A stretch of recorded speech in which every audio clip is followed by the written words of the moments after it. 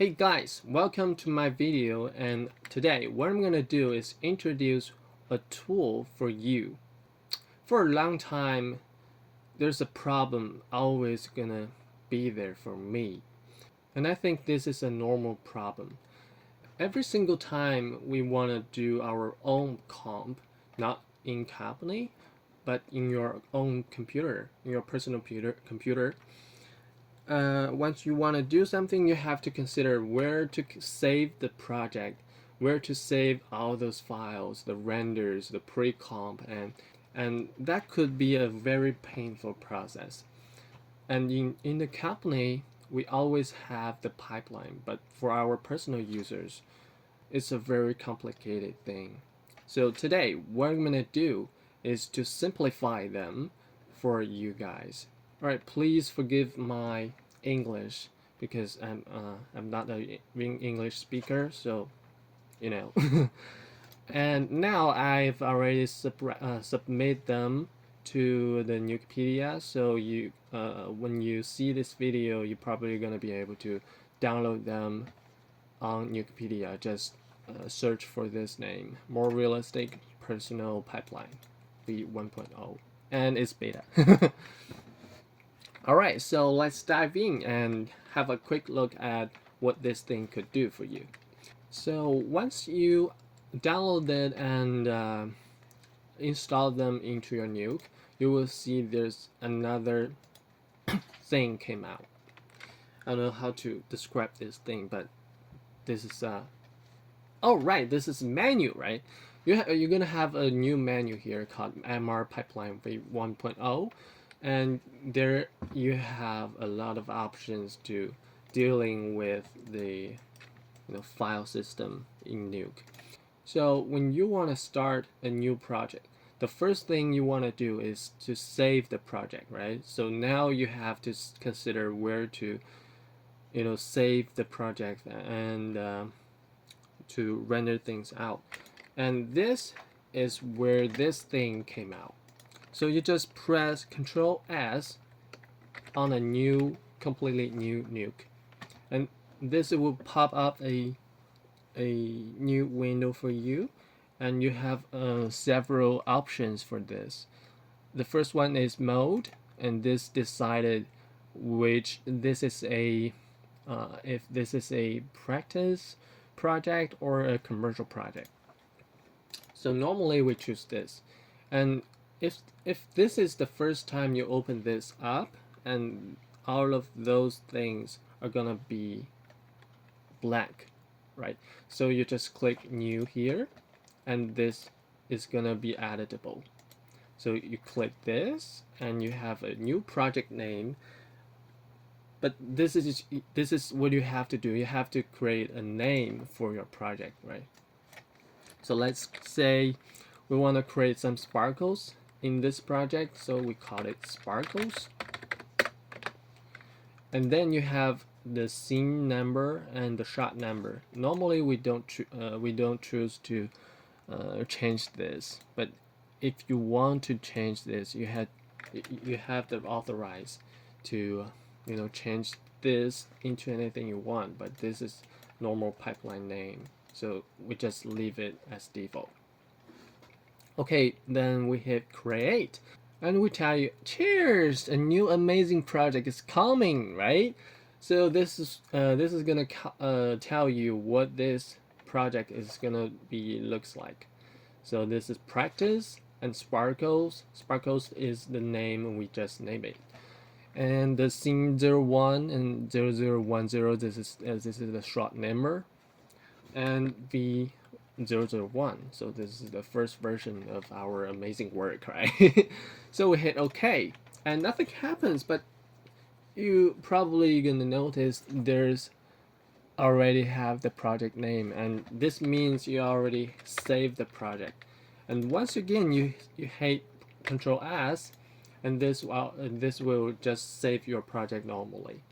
But here you can see you have already set up your project file. Then you have to manually set this thing, like you have the frame number from 1001 to 1100 and 24 FPS and etc.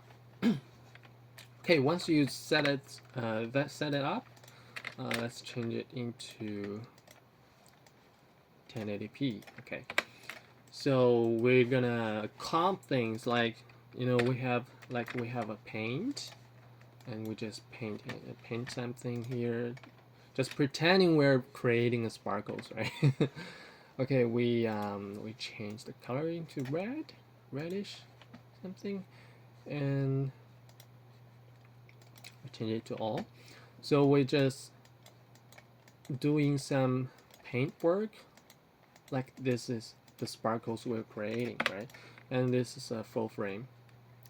So now we create our comp. Now we want to render them. So we create a red node, hook it up, and you will notice this is slightly different from our normal red node, right? Like this, this is the normal red node, and it has nothing. You have to set all those things yourself. You have to choose where to save the file and what is the type the sequence gonna have.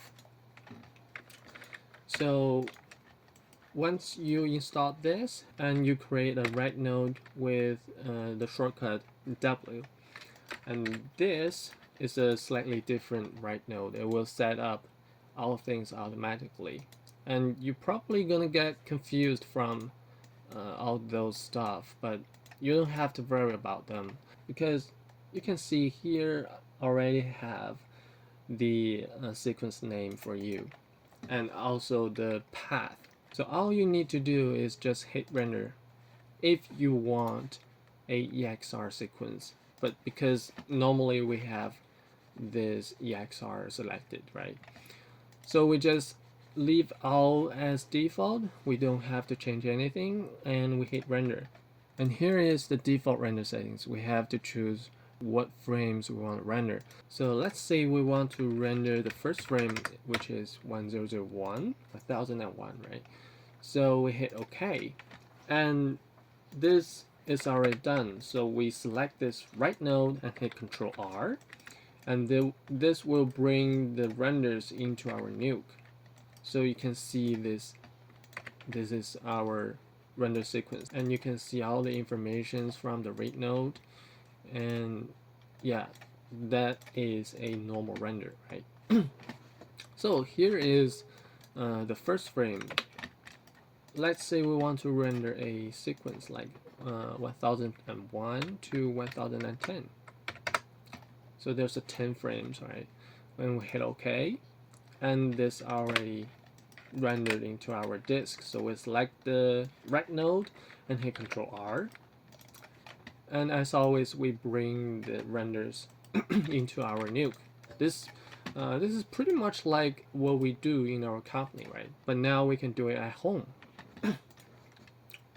Okay, so once we select the rate node or the red node with the render inside of it, we hit Shift R, and we will open the Explorer up. So now you can see where the project file and the render sequence saved. So you don't have to worry about where to save them and where to render, where to pre-comp. We have a solution for that. Let's say this is a pre-comp, like we're pre-comping the light or deep or something like this. Let's just call it deep. Again, sorry about my English, and I'm trying very hard. I'm trying very hard. Okay, we create another right node. Just hit W, and this will create this right node for you. And we have a tab on the right node called MR pipeline. And let's say we want to pre-render this thing out, like this is a deep, and then we have this option called pre. So we click that, and there's two options called pre-comp and pre-assets, and this is up to you. This is completely no different on them. Just depending on what kind of thing you want to call them. So let's say this is a pre-comp and we call it deep sparkles. And then we click anywhere you want, just not here. So that you can see the name is already changed. And the sequence name is depending on the thing you saved. Like this is a practice, right? So the first one is practice. And the second one is the project name. And the scene name and the shot name. And the version name. And frame number and extent name, right? This is pretty much a standard for our industry. So the pre-comp node is slightly different because this is practice, barcode, scene 0010 and V001, right? But here's the difference: pre-comp and deep sparkles, and those two things are the same. So now we can render this out. Just hit render, and you don't have to change anything here. Just hit render, and 10 frames, right? We hit OK, and this also gonna render this out for you. So you're gonna have two different renders, and this is the main render and this is the pre-comp render. And also you have multiple renders, right? You can say this is pre-assets, and this is also called deep sparkles.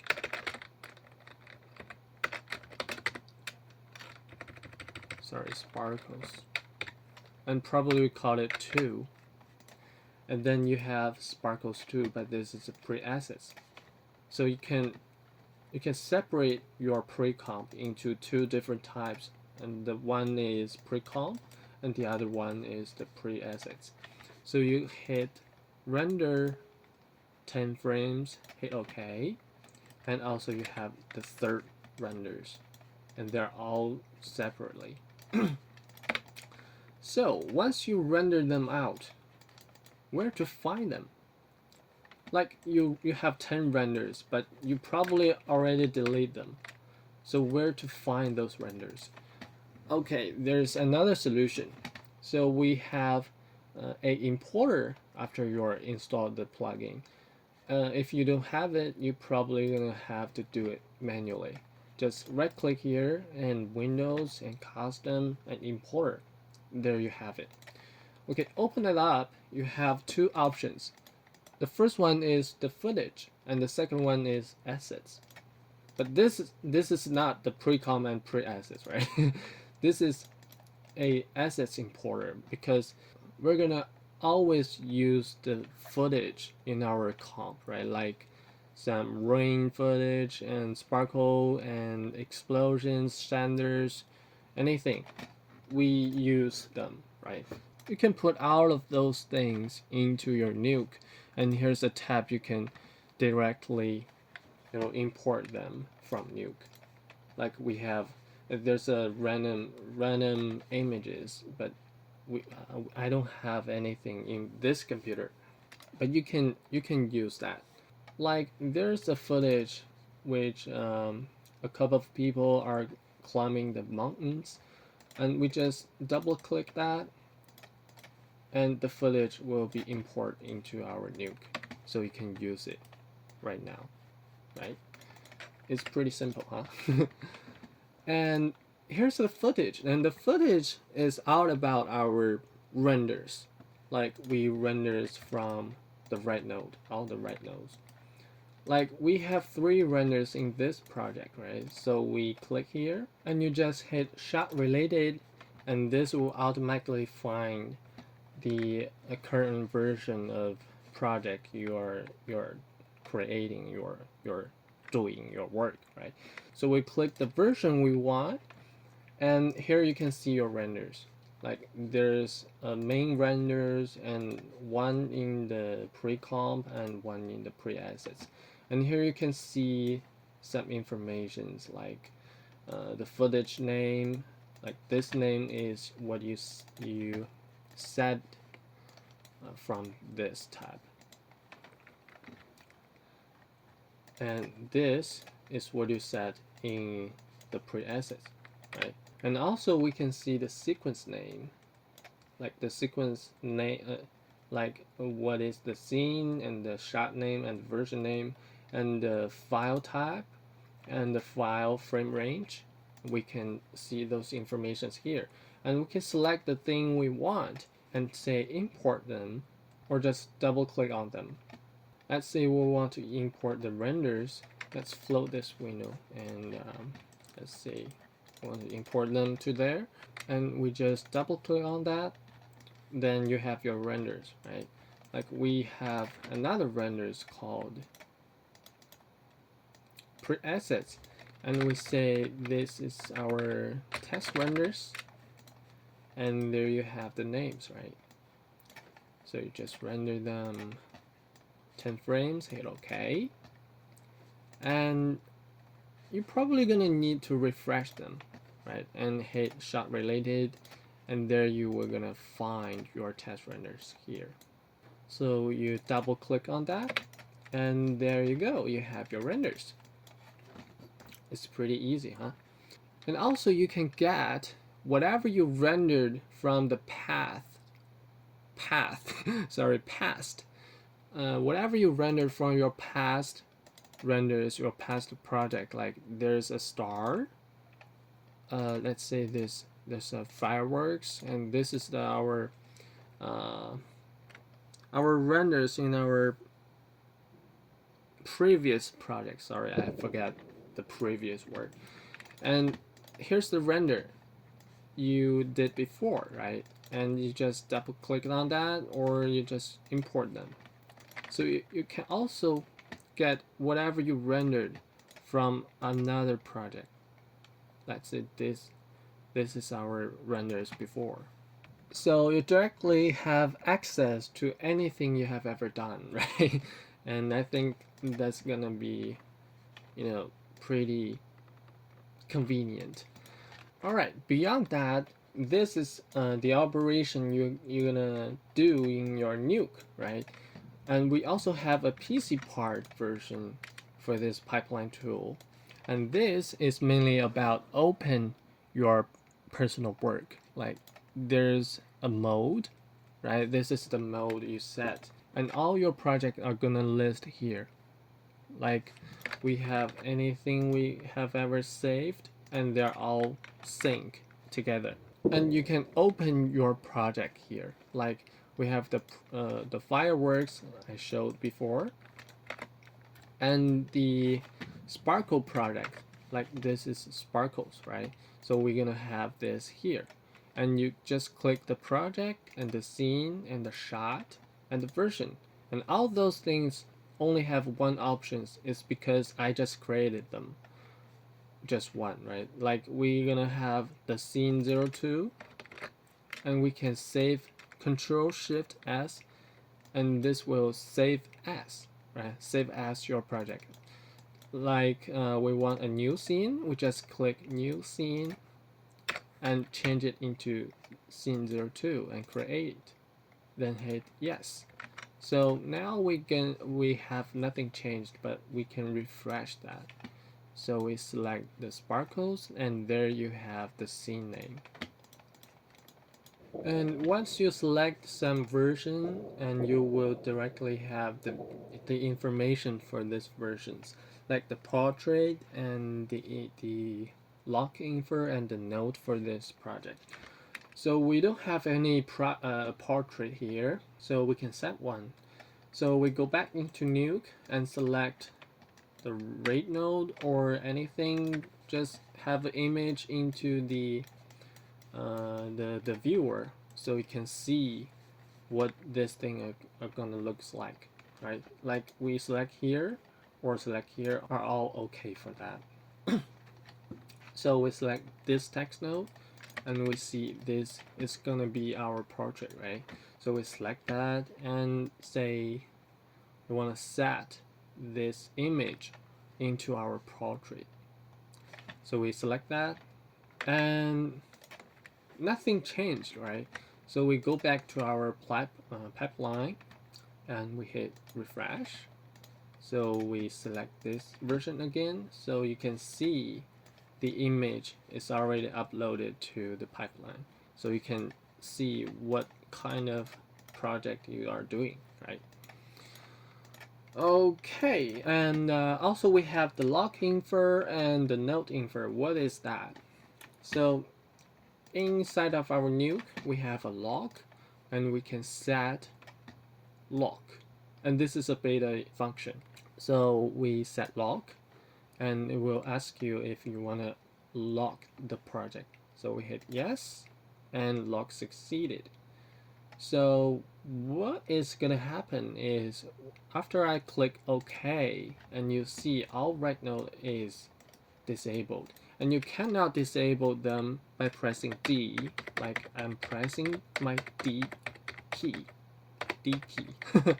and this is not gonna change. So you're not gonna be able to render this anymore, right?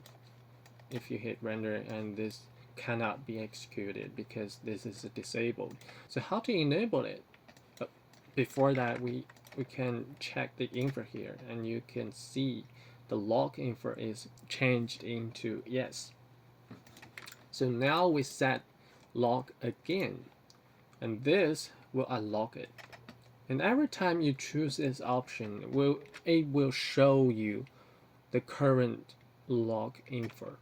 Like this project is currently logged, so this is gonna tell you the project are currently logged. So would you want to unlock it? So we hit yes, and unlock succeeded. So all the write node can be used right now, and you can render things out like before.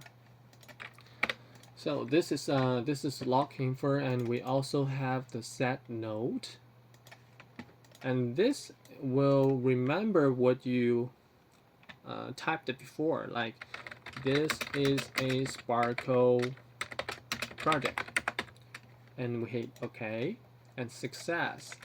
So we go back to our version, and you will see the node here.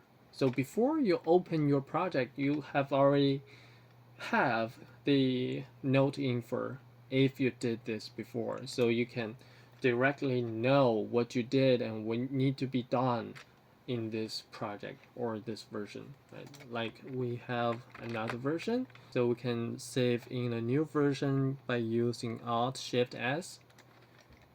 It will pop up this window, and this will create a new project in a new version, right? Version 2.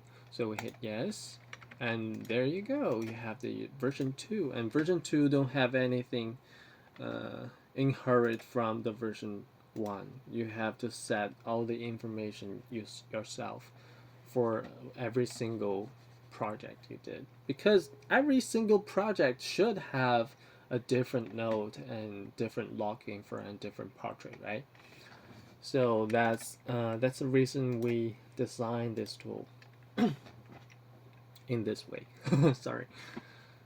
Yeah, so that's pretty much what I did for the Nuke compositors, especially for personal Nuke artists, because all those stuff, like saving your project and choose where to save the pre-renders and blah blah blah, all those things, I think this is really annoying. Not only for Nuke, for all things, or like Cinema 4D and Houdini and something like that, is always gonna be a painful process. So I wanted to design a tool to reduce that amount of time and let the compositor artist to focus on your work and make it amazing. Alright, so that's pretty much what this thing capable of. So let's talk about how to install this this thing. Alright, so once you download it, you will have this more realistic pipeline.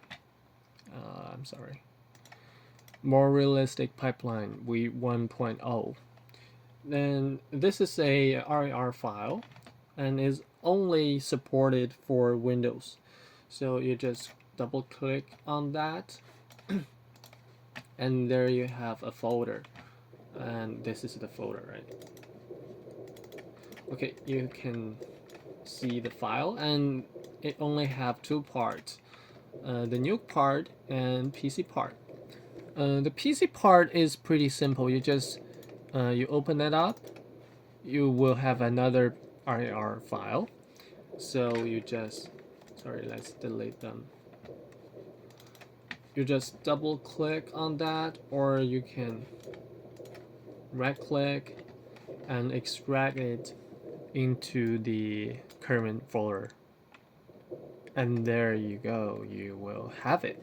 And open this up, you will see a .exe file. So this is a executable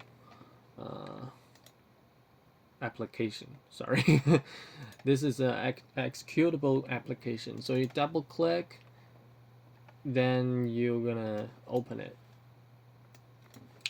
And the Nuke part is also pretty easy to install. You just put these two files into your Nuke environment. If you don't know how to set up your Nuke environment, you can just Google it or search it into on YouTube. You will find out, right? And in the init.py, you only have this. So if you've already have some plugins installed into your Nuke environment, you have to have this init.py. So you can just copy this line into the bottom of your init.py file, and this is gonna work. And before you use them, there's a couple of settings you have to set up. So first of all, you open your project opener, and then you normally you will have nothing here except this. So you hit this set configuration, and this will pop up another window for you. So there's a couple of things you have to set. So first of all is the config path, but this config path is not in here. It's not this. Sorry, you have to set this into your Nuke environment. Like, this is my Nuke environment, and I've already installed them. This is from Nuke part, right? And you double click on that, you will have exactly the same thing. So you just find this folder called config, right? This is where you install the plugin, and you double click on that and select this config.json file and hit open. And then you will have the Nuke path, because we have to set the root path for your saving project folder, right? And this config file will install the information you typed into Nuke. And this will give you 3 versions, so you can select the version you want to open your project. And now I only have one, so I just select one. So you can select 3 different different versions of Nuke. Like mine is 13.2, and you can select like 10.5 or 11.3, anything, or 12. They're all supportable. Supported, sorry. So you can just browse them. Like, this is my Nuke install path. Nuke your version installed path, and you select the nuke.exe file and hit OK. And all things are done in the PC part. So go back into our Nuke. So the first thing you're gonna do after you install the tool is select the MR pipeline tool and say set configuration. And this will give you 2 paths to set the configuration. And the first one is your Nuke project file. And you have to be careful about that because all the project you saved from this pipeline tool will based on this folder. Like I open this into our browser and you will see this is practice and commercial, right? So we dive into the practice, then you will find out that we have exactly the same folder here. Like we create a new folder and we hit and we say like this is the test 2 and we click refresh and there you go, you have the test 2, but this have nothing in the scene because this is a empty folder, right? So you have nothing here, but this is working based on the folders, and you better do not create any folder manually into this folder. I'm not sure if I'm making it make sense. Okay, let's delete them. Delete it. Okay, refresh. So all the project is gonna based on this folder you set here, and it will be read into this pipeline tool based on this file, this folder. And this is the assets path. What is the asset path? Remember, we have a importer panels, right? And here's the assets. So you have to move your footage into the path you set here. Let's say we have this folder, right? And we hit enter. So we find this is our footage path, right? And you have to follow a specific pattern to restore the folder. Like this is the main folder and you have all your footage here, and the main folder have a subfolders, and the subfolder have different titles. Like this is let's say this is people, like sparkles of smoke or something like that, explosions, anything. So let's say this is a people, and all your footage are restored into the subfolders, but not the main folder, right? You have the main folder and the subfolders, and you restore your footage into your subfolder. Not sure if I make sense, but if you set it wrong, and this is not gonna work. Okay, so we set this to our main folder and restore our footages into our subfolders, and then we shouldn't have this, right? Normally we have our footage, and like this is MOV, MOV, MOV, and you have your movie files, and yeah, just hit OK. Remember, this is the main folder. Don't set this to any subfolders, and all your another footages are gonna be gone, right? Oh, I'm sorry, this is pretty much confusing, huh? So you so you click yes, and then you will have your footages. You just refresh that, and you will notice this is changed into people. So you click on that, there's nothing here, so you have to transfer your footages, because normally your footage is gonna be a sequence, or a movie file is animated, right? It's not a single frame or a picture. So we click here and we'll have a window to transfer your footage into a G file. So that could be animated here. So you click the folder, the subfolders here.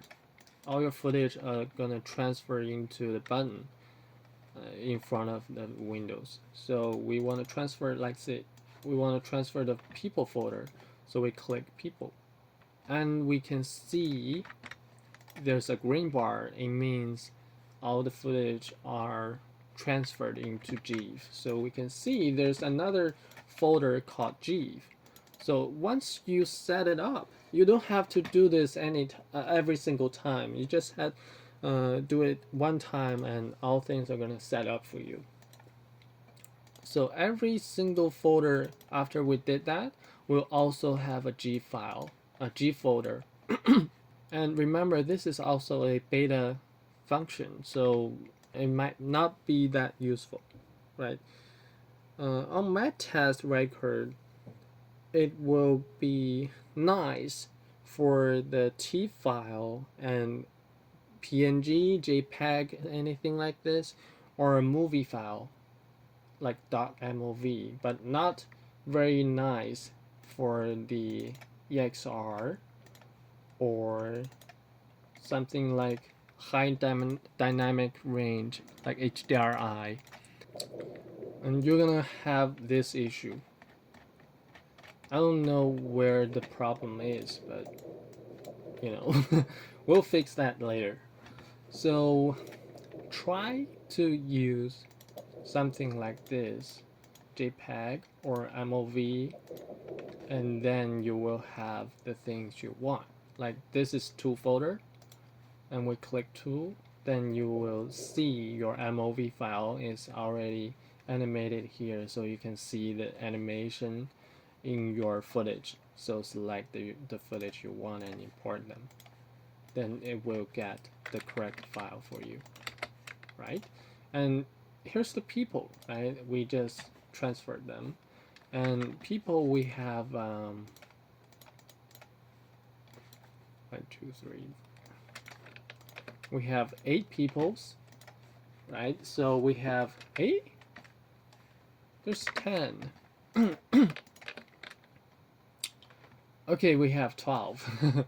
We have 12, and we have 12 here. And you can say we want how many columns here. Like there's 2, so there are 2 columns here. If you wanna, expand the panels, you hit space bar. Sorry, you hit space key. Then you have a full screen, right? So now you're probably gonna have like 5 columns per row, right? Then you have 5 columns. Let's say we have 4 or 3 or 2 or 1. This will all do for you, right?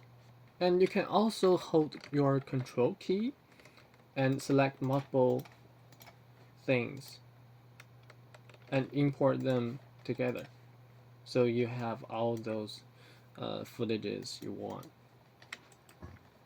Okay, so I think that's pretty much what this thing about. I don't know if you're gonna like it, because I actually I like it a lot, because it saved my ass,